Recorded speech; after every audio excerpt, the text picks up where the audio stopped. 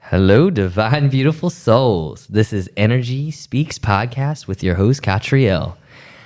I have a very amazing guest here tonight, Carmella Watts. Yeah, we're going to have some lightning going off here. How are you tonight? I'm great. Thank you. Thank you for asking. So just a little background. Okay, so there's so many backgrounds I could totally do on this, but I will say she has kind of been a little bit of my inspiration in regards to this podcast. As a set goal of like, I asked Carm, okay, so first of all, we did like a long road trip together in the last podcast that we had with Carrie Wisdom. We all were on the podcast together. We were all on the road trip together. And so when we came back from that specific trip, I had this moment, of like, I need to do podcasts, and it just started to all come together, which, if you listen to the first one, you'll know. But then I asked Carm, I was like, do you want to go on a podcast? And she says, after you've done 6 months of podcasts, then will I show. And I'm like, wow, you were like spot on for that. But you know what? It was really cool because you kept me accountable.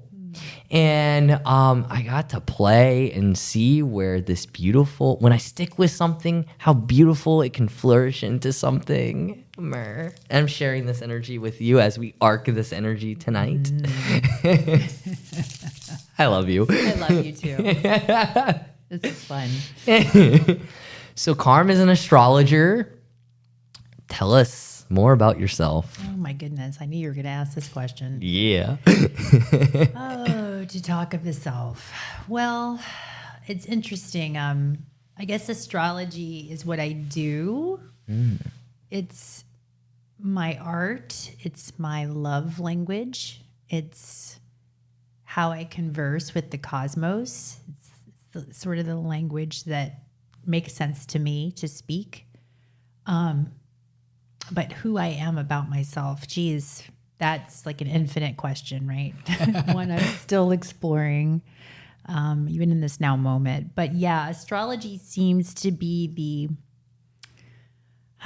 the tool, again, the art form in which I like to commune with self and nature and into deep self-study of self, of learning about the nature of self. And it just always made sense to me when I started exploring astrology back in 2002. Wow. As a part of my own healing journey, to just really learn why I tick the way I tick, why I think the way I do, my actions. It was just really an exploration of why,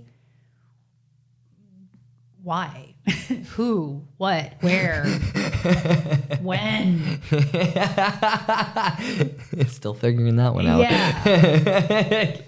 But astrology seems to give me clear answers, clearer than other tools that I had explored. And I still on the exploration of self through many different tools. I mean, numerology and Mayan astrology and there's just so many facets to self and just ways different ancestors try to describe this infinite yet very precise way that we interact with the things around us. It seems like they knew there was some wisdom there. And even though my focus primarily is Western astrology, I'm on this eternal exploration of cosmic energies in whatever form, whether it be in quantum energy fields, whether it be sound.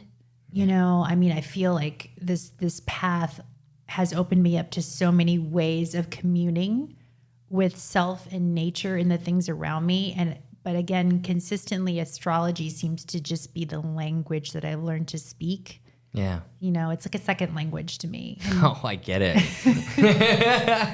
And it's a language that I really enjoy. It's my love language to the cosmos and how I because I feel like astrology is like a lover in a way. Oof. You know, sometimes I fight with it. It doesn't make sense to me. I throw it out the door forever, and then it comes knocking back, and it's like, okay, can we be friends again? Because I always go back to that language, to that relationship. So. I feel like I've been there for one of those breakups.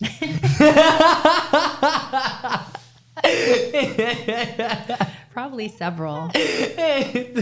And I say that because you get to these periods of unfoldment, and then you realize that all any of these structures or sets of religions or spiritual stories are that's what they are. They're stories to try to describe self, this bigger being of us, this cosmic notion of what is self, who am the I am, you know. And I feel like humans have been exploring this concept for what they say, there's no beginning and end, right? So we've just always been exploring this concept. Right. And so it never stops. It's just a really great set of stories that helped me navigate my sort of spiritual psycho self and that connection. And it's still an ongoing exploration, because really through the lens of astrology or astrological concepts in general, when you study the stars or just energy forms, you realize that it is all connected. Yeah. And so these are stories, archetypical stories, that we just try to show those connection points through our ancestors, and their stories that have been told that they're always just being reframed, you know, they never stop. And so it's a continuous journey that I love, because I'm never bored.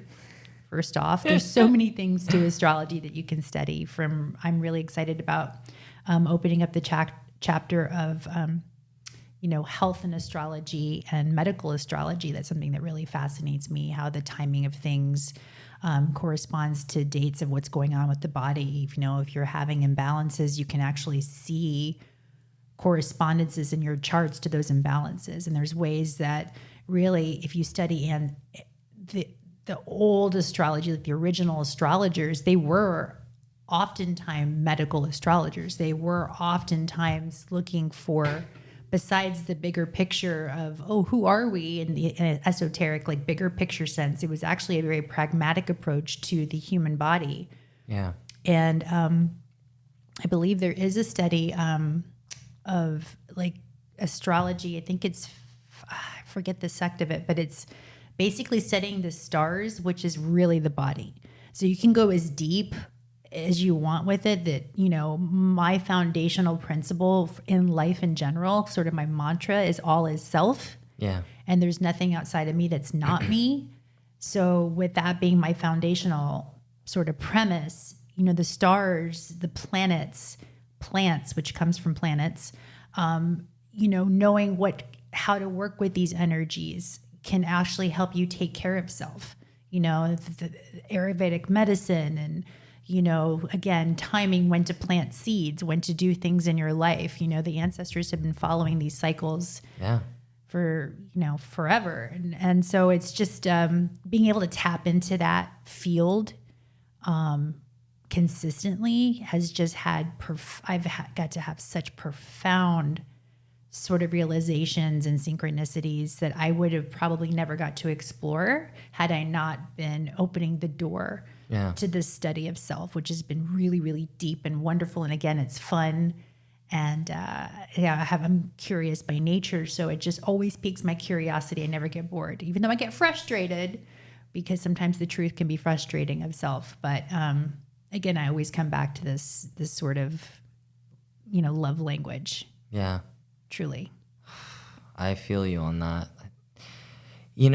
For me, astrology is something that's safe.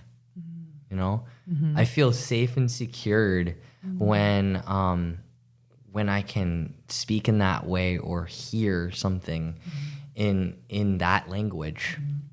And it's a comfort, and we need that in our lives.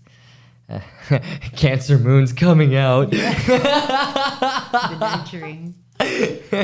Well, and for me, it's so interesting, because I've always seen it as a tool. For me, I feel like I've been constantly learning judgment management is what I call it.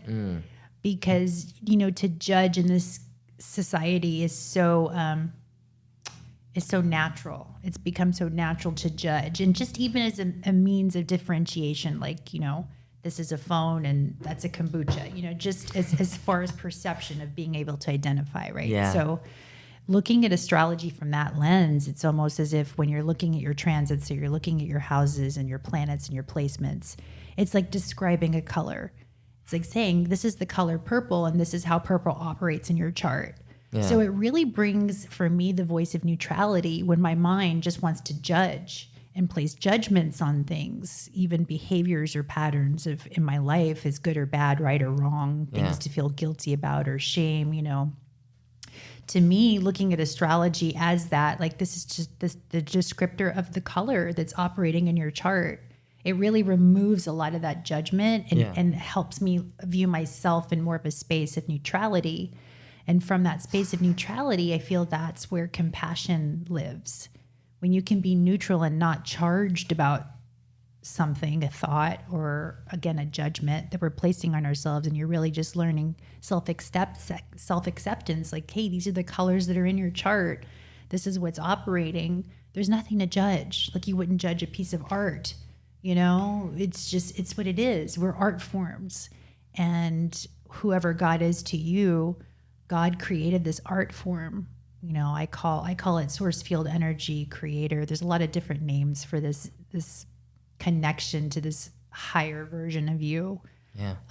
But yeah, it's like learning to paint. And then once you understand that these are the colors that are working in your chart, then you can paint with different colors.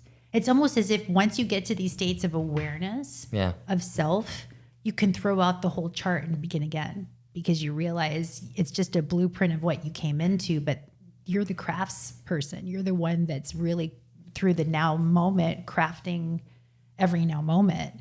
So now you have choice of what colors you want to paint with. That is the whole principle behind Mazel astrology. Really? That is the entire principle behind it. Is like, it's mastering, of realization of like, and we're not affected by this at all, But it's all about the deep, understanding of how we tick and what you've been going through.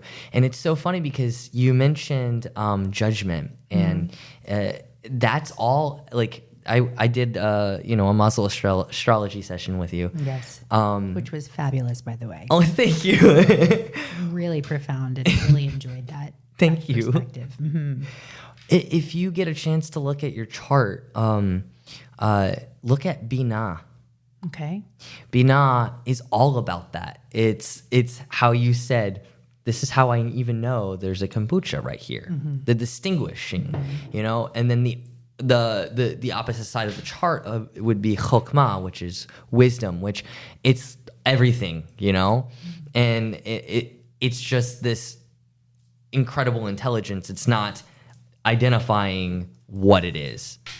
And so I'd be interested, to see what you get out of looking at in that area, because that's really where you're like operating in right now. Yeah. I can't wait. I can't wait to deeper dive into these explorative topics for me. I've got Capricorn second house. So the thing that I value most in this realm right now and in this incarnation is my time. And through the Mayan studies, we're switching frequencies and calendar systems, really going from more of a Gregorian type of frequency, which really just regulated taxation system, into a 13 moon calendar, which actually follows the moon cycles. And this is something that I'm deeply exploring. So just where time used to equal money, now we're moving into these rhythms where time equals art, right?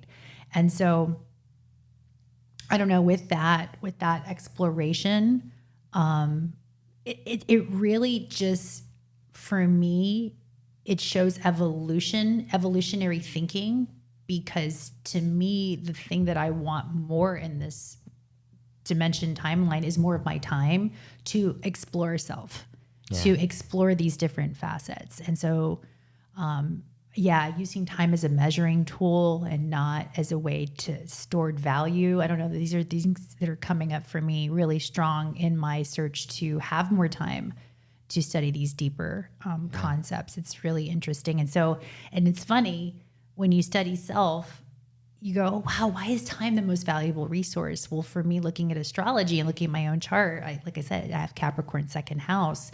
Second house is ruled by Taurus and Venus, our value system, what we value. Yeah. And Capricorn rules time.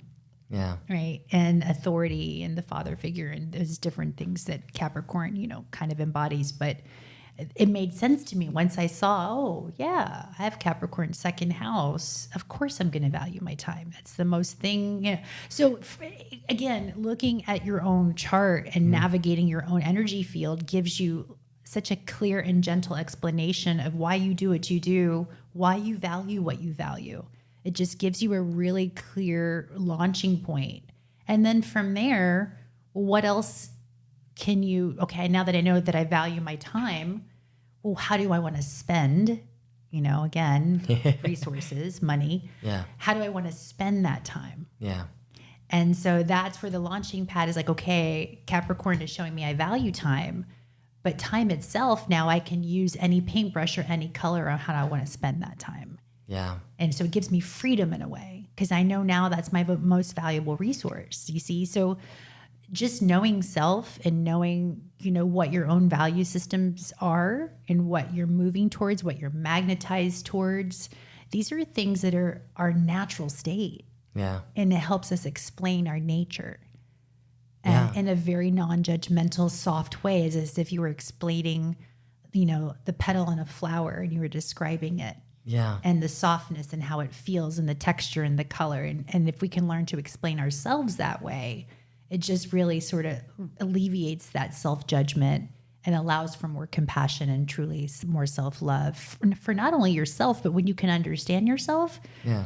When you meet another and you see their charts and they open up to you in that way, you can actually share compassion because I've seen this happen a lot where immediately where I would have been judging a person for having certain characteristics that I may or may not have cared for, right? And it's just being honest. But then you look at their chart and you go, oh, well, this is why. You can see where these energies are running, what planet is influencing. Yeah. And so it just gives you a softer approach to everybody. Yeah. It just allows for more compassion in general for humanity, which I feel is what's going to help unify us more and be able to show compassion for the others. If we can really just have compassion for ourselves and understand ourselves. I say understand because really the journey is inward. Yeah. To know thyself, not under anything, but anyway. I've been saying understand too. Can I actually put that principle to application? Please. So something just came up while it was so funny because I was thinking everything and then you were like saying it out loud and I was like, dude, this is really freaking cool. That happens to us too a lot. It does. It's just so cool because we have this space and it's like very clear in here, It's in real time. Mm-hmm. And so like, for instance, as you're talking about how you value time, what immediately, since we think in astrology and charts, came to the day you were born, like the actual physical day, which was a Saturday. And you were born in Shabbat time, which is no time. Oh, wow. It's honoring literally time and space. Wow. And that's part of your soul mission. And that is your sacred, your sacredness and sharing that with the world. And then I looked at mine, I was like, oh, wow. Because sometimes, you kind of look at a different part of the chart and you got to like go and look at the different part, And so I was born on a Wednesday, which is all about, it's led by Mercury. And, so here we go, are doing mercurial things right now, podcast. But it's also, I found out with that day, is it has to do with gender, like, this, masculine, balancing the divine masculine, divine feminine, which has been literally my life story. It's the true androgen energy. Yeah. With Mercury for sure. Yeah. And then it was interesting. The other part that I was looking up about Wednesday was it was having to do with leadership, but in peacemaking. It's like stepping up to provide some type of peace. And I was like, wow, that's interesting. I'm like, I wonder if this is going to play out in Israel. I mean, like, I've carried some of that role, you know what I mean? And I've seen it, but, there's still parts of when we look at our charts, we're like, what comes up in these areas? Like, where, there's still things to look forward, essentially. As I look into my yacht, and I'm like, oh, dear God. The yacht, dear God. I like that. Mercurial energy again. These puns. And I love that you're bringing to the point that it really is infinite. Like, what you choose to focus on in your chart really is your own interpretation, which is the artistry itself. Yeah. Because it's almost like you look at a chart like a piece of art, and it's how you interpret it. Yeah. Which really it matters on what kind of life you decide to live. What lens are you looking at yourself from? And so this is, for me, the chart just is such a kaleidoscope, really. And there's so much, and again, it's never ending. And so, yeah, that's why I'm excited to explore more time with these bigger concepts, because this is my joy bliss. This really is, deep diving with the cosmos in these sort of stellar ways, and then seeing where the labyrinth takes you. It takes you all back to self, but just new dimensions of self. It's just really fun to explore. So I think you're going to make me cry. Especially when you said the art thing. I'm like, soul portraits. Yeah. It's all heart to me. Well, if you think about it, your birth chart was the original soul portrait. Right. It was your blueprint. Yeah. 100%. Yeah. I mean, like, look at the different designs in our chart when we look at a birth chart. Like, everyone has a different one. Like, none of the same. It's like a snowflake. Exactly. There are no two the same. Even if you encounter somebody that was born at the same time, same location, there's always going to be different colorations. Oh my goodness. I wanted to bring this up in the last podcast with Carrie, but it didn't come up. Of course it's coming up with you. I actually got a something. Okay, I get a lot of things when I drive. And as I was driving here, I kept seeing stuff. It was like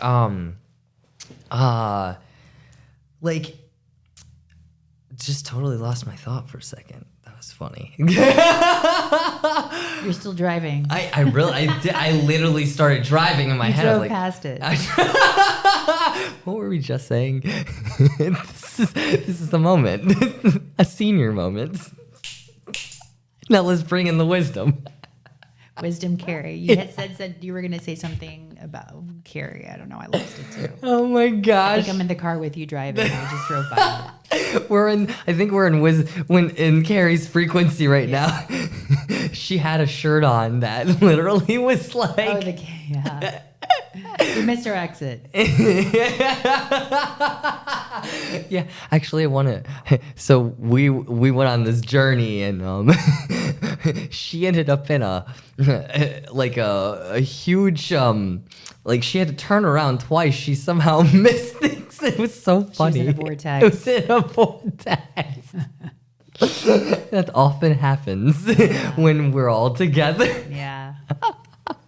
Two or more gathered. Oh my goodness. Oh, birth charts. How they're all art forms, and just the blueprint. Yeah. So like, what came to me on the ride was that everybody has like a certain signature, right? Mm-hmm. But like how you were saying, even if twins, Like, okay, came from the same family, you know, parents, whatever. But it's the little details that we don't even think of. Like, so no being is going to be born at the exact same time in regards to twins. Like, it's not going to happen. One is going to be out first more than the other. So there's the tiny difference in those numbers. And there's power in numbers because they show us things. Yep. And so the other thing, because someone asked me this when I started doing the Zodiac Energy Empowerment series, and I had to teach on it at first. Someone asked me the question, and honestly, I was like, I know the answer, but because of the way the question was it felt targeted in a sense. I felt targeted because I was like, oh God. And I was like, the first time I was teaching, you know, I know I was looking at myself, like saying, you don't know the answer. Like, you know, hand going up and pointing at myself. And then, you know, I stepped out of that energy after the class and I was like, I have the answer. Crap. But it's like, okay, so even if two beings were born at the exact same time, they still have different lineages. They still have different souls. And it's still the same with twins, too, because we all came into the world with a soul that goes back, and we don't know what those stories are, all of them. And so that's our signature, is the soul. And it changes the kaleidoscope, essentially, every single time. But I will say, I've been looking into... how to put this, like genetics in regards to astrology. Like, do we carry on things and stuff like that? I believe we do. And I feel like there are patterns, and I don't know that I would have like a complete algorithm to figure out all of them. I think you would enjoy the gene keys, because the gene keys actually integrate astrology and the I Ching. Yeah. And there's different components there, and it's even got the word, you know, genetic in the word gene, because you know I study etymology as well. So that might be a field of study that you might want to go deeper dive into if you're looking for that. I actually have the book. I was studying it in the group we were in, and I took a break, and I keep getting intuitive hits. I was supposed to go to human design, look at it, but they're similar. Yeah. I think it's also part of the human design as well. Yeah. The gene keys. It is. It's so funny. But I think it's time to start looking at it deeper now. But what I was going to say is, like, okay, my mother, Sag rising, just like myself. Cancer moon, just like myself. We carry certain things over. Like, I always realize, like, you know, like, I have some type of connection with Virgo, but it's a specific one because I, like, don't want to be in Virgo energy that much, but ironically, it's my work ethic. It's my midheaven. So it's like I can tolerate it in those spaces of working, but outside of it, sometimes it's just too much. Well, I wanted and to, that's my father.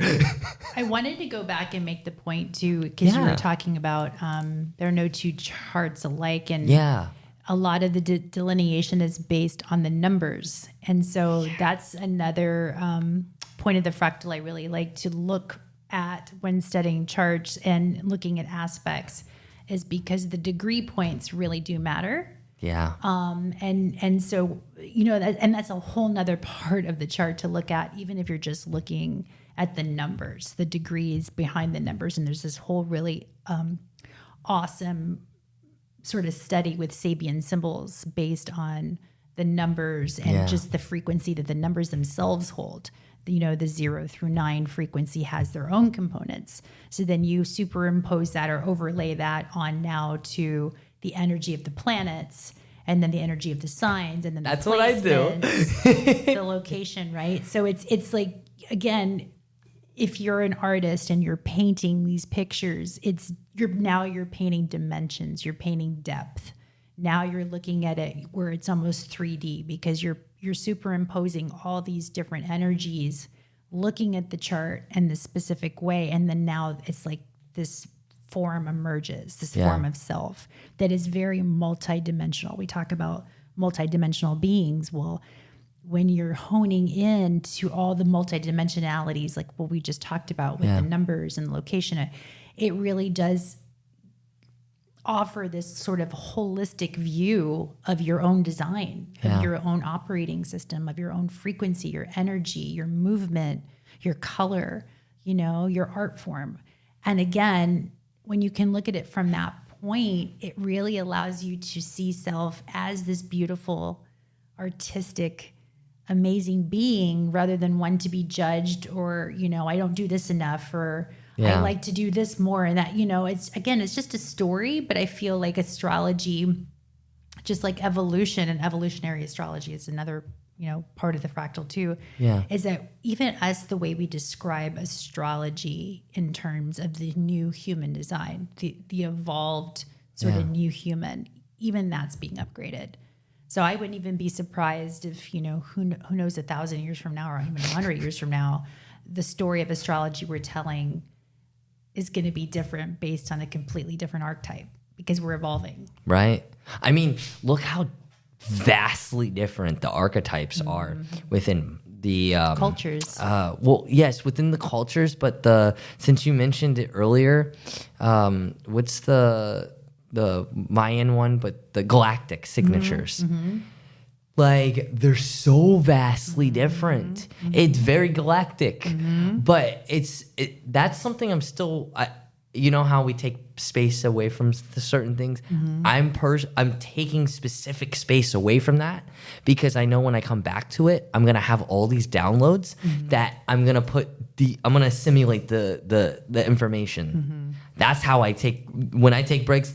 I know something like that's always coming. It's just like, and then when it's referenced, kind of like now, gene keys and now galactic signatures, I guess are coming back into my circle. Because everything's connected. And when you start seeing the connection points and how everything is telling the story of self just in a different way, it just adds to this really amazing story. And, you know, I like to, and I'm learning now to be a better storyteller of who myself, the story of self, you know, even my origin story. And, you know, we can go down the rabbit hole of philosophy is, you know, what is real? Is your story even real? And if it happened in the past and you change your story, can you change the dimension that you can, that's a whole other, you know, topic for another day. But studying on these levels allows you to explore these bigger concepts, I feel. Yeah. But in a fun way, not in a way that's going to be so overwhelming, but actually brings order and, I don't know, like a design to it. Like you start seeing patterns, which is another thing astrology offers. You just see patterns to things. You just start seeing, and then repeating patterns. Like when we talk about, you know, as an astrology, they're in their Saturn return, right? Yeah. So then you know that they're getting ready to open up that time period. This key is presenting itself to be unlocked. Yeah. And through awareness, it actually can provide a key to go, wow, I'm getting ready to step into this major journey, this turning point. Yeah. When I turn 29, that this planet's getting ready to influence me in a bigger, it's time to level up. You know, it's time to mature, and there's a maturation process. So you know that for me, when you can see these upcoming currents, it also, again, provides, like you said, safety. Like, oh, okay, I don't feel so crazy or out of balance. I know that these are energies that I have to process because I'm aware of it. Yeah. And really, awareness gives you choice in it, and it makes you feel empowered that you're not being sideswiped by these currents that are just so random or you know, abstract, but there's actually order in what's being perceived chaos. So it's a beautiful dance with that as well. I love that you keep saying order. I was actually Capricorn second house. Oh my value. gosh. It was so funny because like I was just thinking right before you mentioned anything about that, then you said you're like order, and then I was like, haha, I want to say that, and then you're like Saturn. I'm like, I'm definitely saying that now. So you remember that one article that I sent you in regards to what if Saturn didn't exist? The whole world would be in like oh shit. It was so funny. Like I'll have to like read it on here one day because I felt like it was so profound because it literally checked into every single planet. Like what would happen from the moon's perspective, from, Mercury's perspective, like what, like, Saturn's really keeping the moon in check in a certain way. Mercury in check, dear God, yes. And it like the whole point is that they have a purpose. Each planet has a purpose. Absolutely. And it's not wrong or right. It just is. And it's beautiful. Yep. And the stories are our own, to tell, essentially. It's how we're interpreting the story, really, is whether we choose happiness. Because you can choose any story. You can look at your chart from any part of the fractal, and you can either be the villain or you can be the hero. Or you can be both, and you can see, because we're all of it, right? Because we are all of it. Or you can be Batman. Or Wonder Woman. No, I say that because, like with the hero, there's Hero's journey. Right. Well, like it's funny because did you know Batman's not considered the hero because he or Superman type of mentality. It's him in the physical, not like a superhero that has this extraterrestrial type of energy. He's actually considered something else that I can't remember the name of it, but because he does things on the negative side that would have been a little bit edgy, but it was all for the greater good. It starts with a V, I feel, but man, Villain? No, it's not a villain. It's not somebody who vigilante. Yeah, vigilante. I knew it was almost Yeah. there. I was like, but yeah, like it's a different classification, which is really interesting. It gives a badass feature to things. But that's and that's the great thing about these esoteric studies is that once you realize, for me, since the foundation principle is all is self, well, which part of self am I enacting? Yeah. Because sometimes I am the hero and sometimes I'm the villain. Sometimes I'm the vigilante. Sometimes I'm the victim, Yeah. and really what story empowers you, Yeah.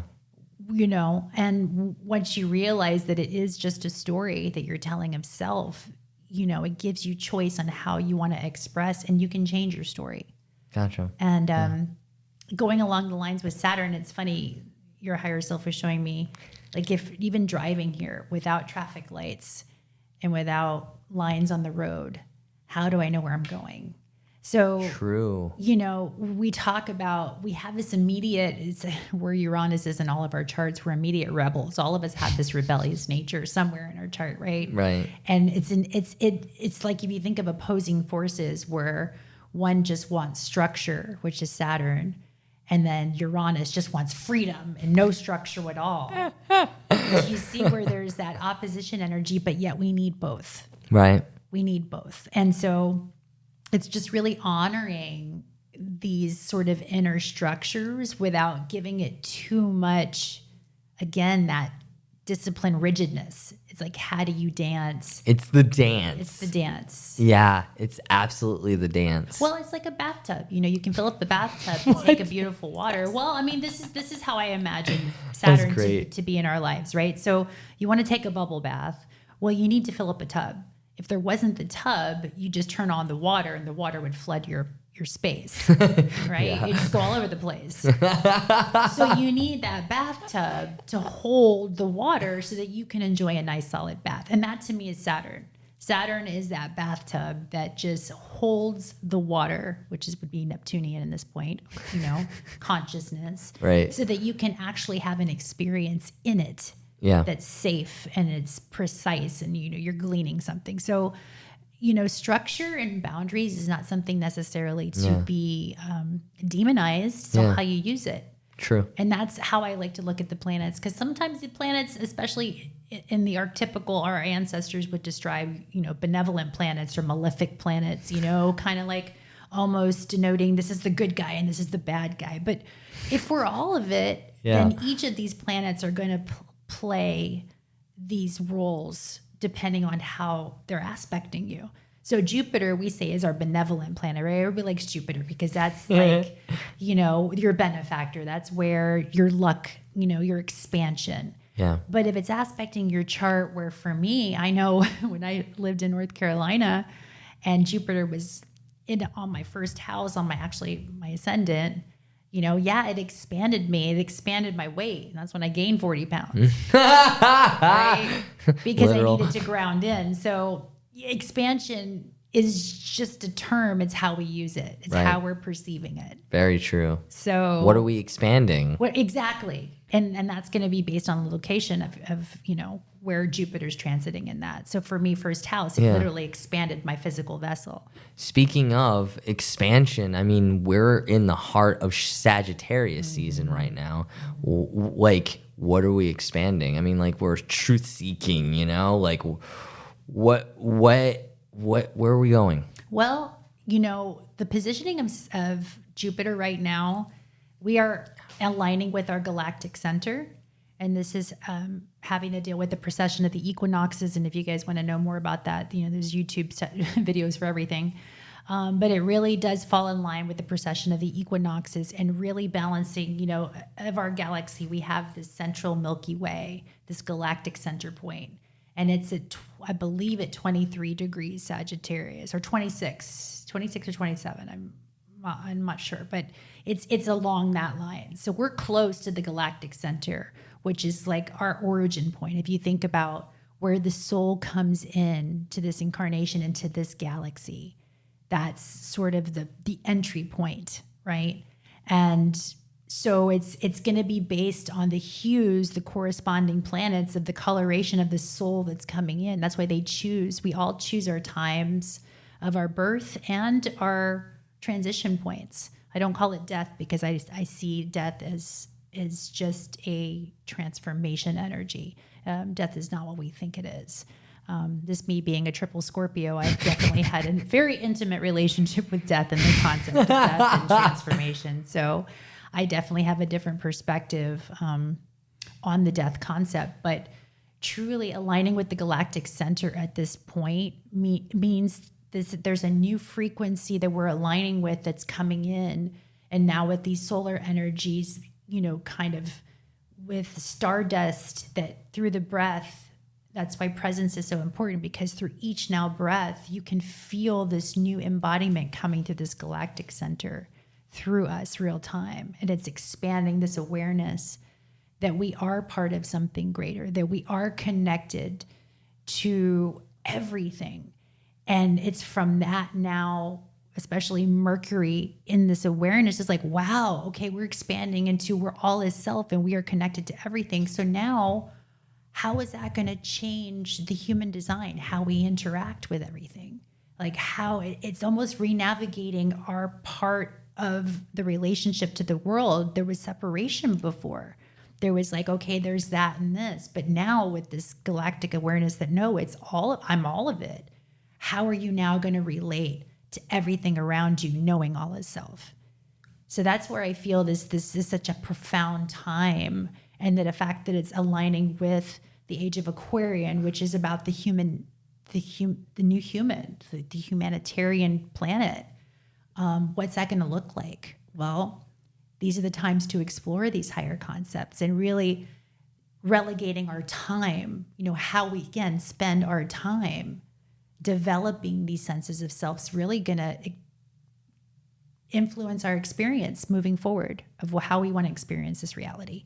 And do we want to base it on what we've already done, or do we actually want to move into something? Because it's happening anyway. But do you want to be actively engaged in this movement through choice, through connection, through awareness? So it's just it's a beautiful space. And thank you for asking that question, because Absolutely. It's fun to explore, again, with other beings who talk the language. My mind's blown right now. Like, I just want to say I have asked the universe this question since 2017. What is the galactic center? You answered it. No one has ever explained it like that before. So thank you. Thank you. I'm probably going to re-listen to that like 100 times. I'm not going to lie. And mind you, this is just my understanding or understanding rather through, self-study and just, again, tuning into nature and listening to other astrologers and just hearing other perspectives. But then I feel like it's really important to, yes, listen to the knowledge, but then go and integrate it on your own through your direct connection to the planets themselves. I highly recommend if you are on this exploration journey with astrology and the stars and the planets to go out there and actually engage with them, speak to them because they are sentient beings, just like a neighbor, just like a friend, converse with them, ask questions, be curious, and then be willing to listen, be willing to sit and settle and breathe into the stardust that's entering your space in that now moment. And they will tell you the story itself in their own unique way that you can hear. It's like having this beautiful conversation. It's really intimate. Like I said, it's like a lover to me in a way. It's having like these deep connection points, deep intimacy with self. It's just it's a beautiful.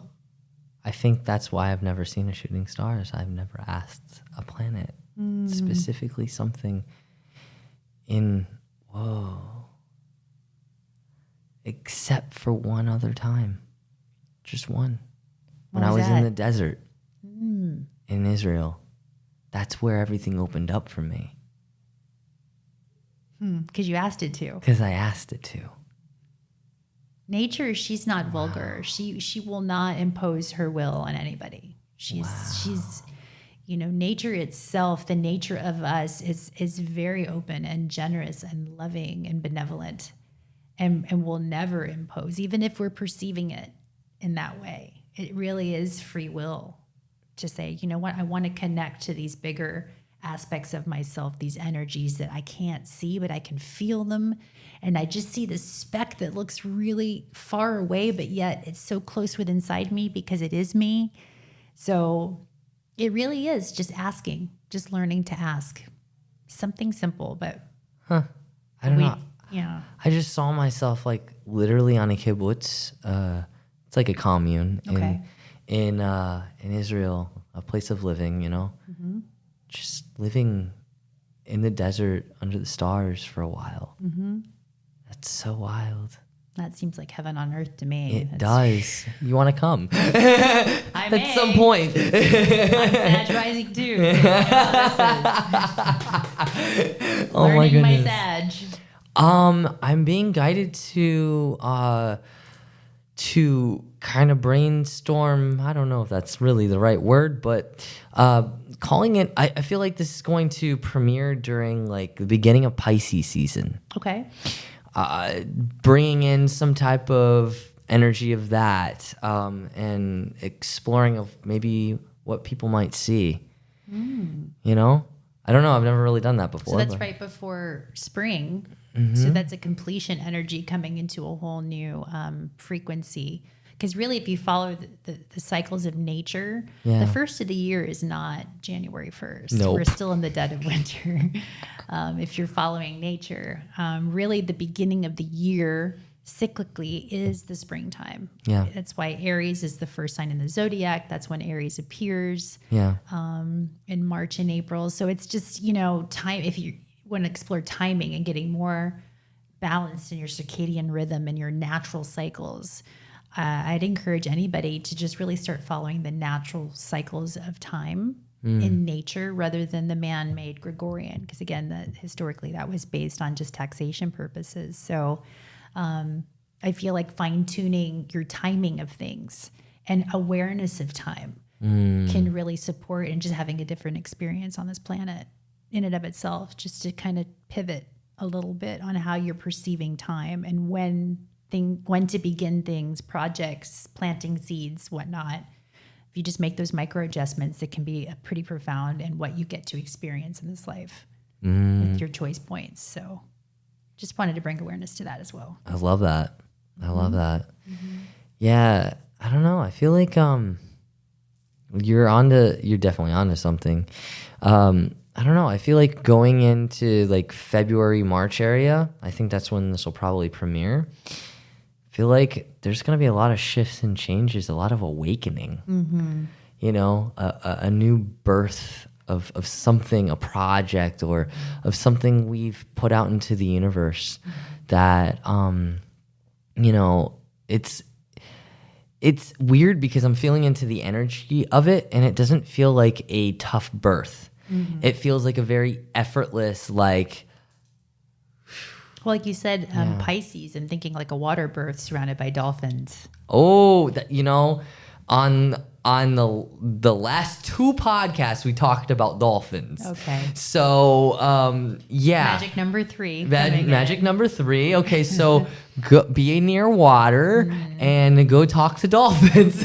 Well, and dolphins are pods, right? They're community oriented. They're highly intelligent. They're very protective, very playful. Yeah. And it's again, that's a part of our nature as well. So even the concept of having a hard birth, I believe, can be upgraded.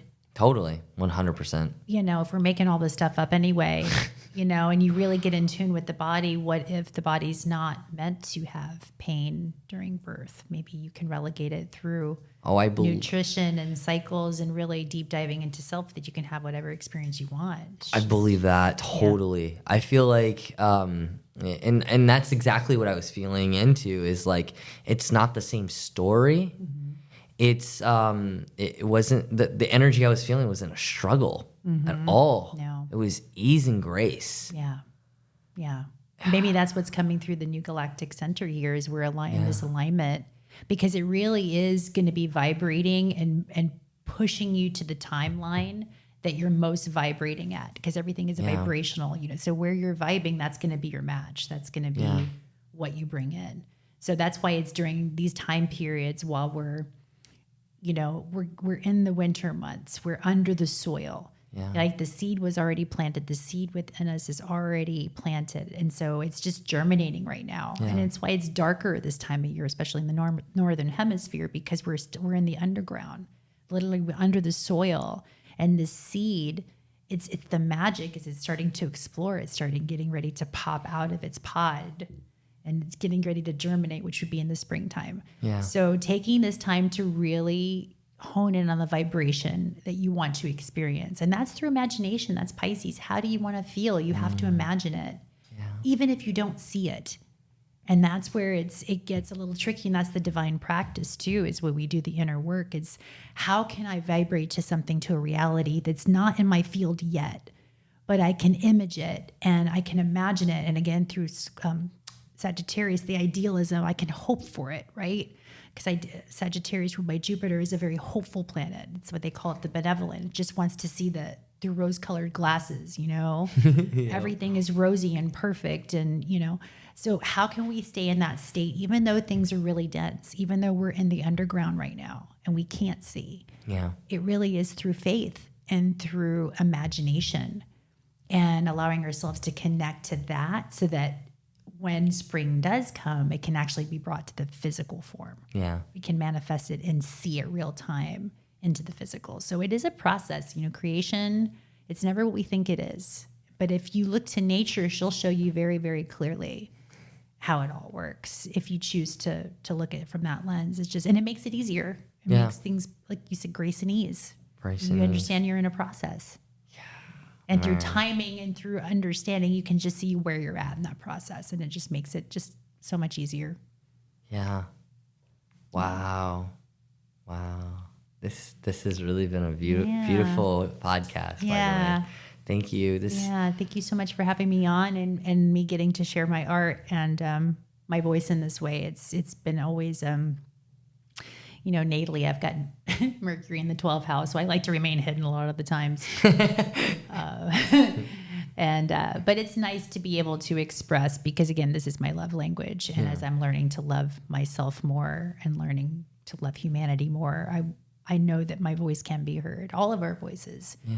You know, it's just follow your passion, you know, express yourself. What are we waiting for? And I wanted to thank you for initiating this, especially after this amazing road trip. I feel like it was life-changing. Thank you. I feel like it really set the groundwork for Really us to follow our Sag, because you and I both have Sag rising.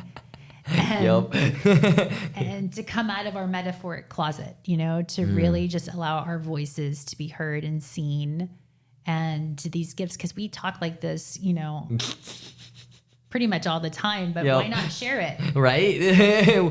All I have fun. to do is hit the red button. Yeah. We took the red pill. That was the green button, but I like the chakra colors here. This is really cool. Did I say red? You did. I don't know why I said that. What does the red button do? Oh, no. Okay. I did that the last time. See? Yeah. Oh, boy. Oh, I was Glad I thinking the asked. record button. That's why. And then I was like, oh, cool, button. Oh, boy. My inner child likes to start pushing buttons, so just Don't. calm it down. Yeah. Remember, we talked this out previously Yes. a few days ago. I'm the button presser on this one. Heard. I'm the initiator on this one. It's not after hours yet. Right. This is. Yeah. Uh-oh. Uh-oh. Well, thank you for having me on. I really appreciate it. And Absolutely. thank you for everybody that's listening and decided to tune in and just, share energy in this way. I really appreciate your time. Because again, to me, that's the most valuable resource you have. So if you took time to listen to this, I'm grateful. Yeah. Because it's fun to share in this way. So Is there anything else you want to share with us before? no, just gratitude. Gratitude for getting to explore these realms and things that I love to talk about. And again, the platform for you to springboard this is really fun. Really fun. Thank you. You're welcome. Thank you. And thank you, divine, beautiful souls, for listening as well. This is Energy Speaks Podcast with your host, Catriel. Shalom.